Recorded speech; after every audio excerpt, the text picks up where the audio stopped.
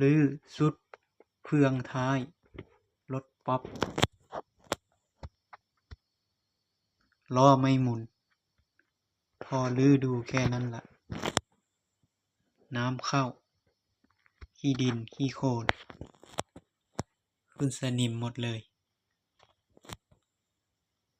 ลูกปืนก็มีเสียงดัง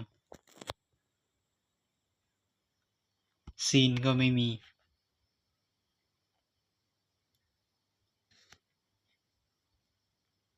ซีนยางก็รั่วปลั๊กเกนก็ไม่มี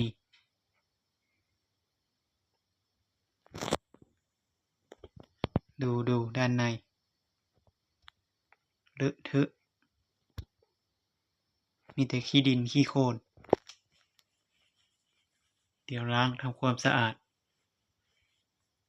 ของก็หายาก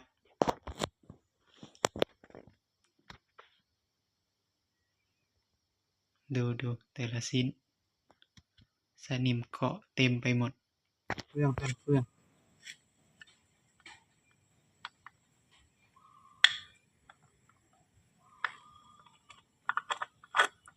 ถ้ารถวิ่งนี่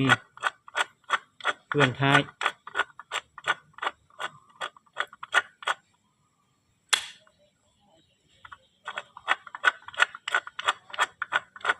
น้ำเข้ามีเสียงดัง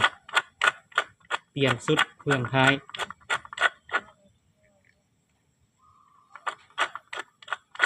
ยำลองวิ่งจืดเ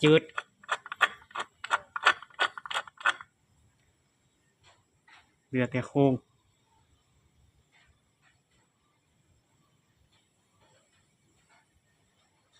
นี่เหลืออีกคันหนึ่ง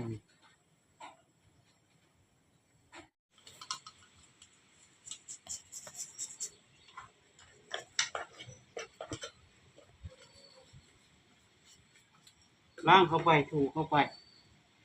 ต้มรถมาครึ่งวันได้แต่เข็นเอาเพราะเหตุใดเพราะว่าอะไรมันไม่มีอาบน้ำขี่ไปรถห้าง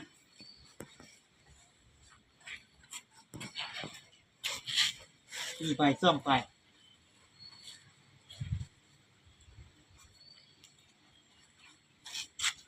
รถซิ่งก็แบบนี้ละซิ่งคือยุคไหนเนี่ย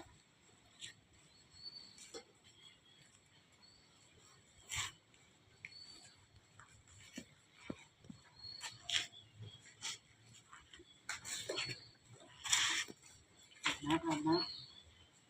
ล้างเข้าไปถูเข้าไปซ่อมรถยังไงวะให้ได้เข็นเอารออะไรมาอยู่บอกเลยอะไรหายากรุ่นนี้นะเข็นเอาออกกำลังกายไปด้วยทำงานไปด้วยเยี่ยมเลย